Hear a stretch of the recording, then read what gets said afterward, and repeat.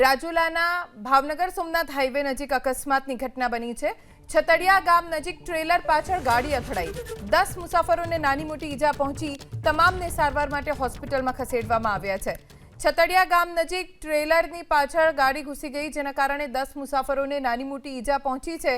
તાત્કાલિક લોકો દોડી આવ્યા, પોલીસને પણ જાણ કરવામાં આવી। જે ઘાયલો છે તેમને હોસ્પિટલમાં સારવાર માટે ખસેડવામાં આવ્યા છે। રાજુલાના ભાવનગર સોમનાથ હાઈવે નજીક અકસ્માતની ઘટના બની છે। છતડિયા ગામ નજીક ટ્રેલર પાછળ ગાડી અથડાઈ 10 મુસાફરોને નાની મોટી ઈજા પહોંચી તમામને સારવાર માટે હોસ્પિટલમાં ખસેડવામાં આવ્યા છે। છતડિયા ગામ નજીક ટ્રેલરની પાછળ ગાડી ઘૂસી ગઈ જેના કારણે 10 મુસાફરોને નાની મોટી ઈજા પહોંચી છે।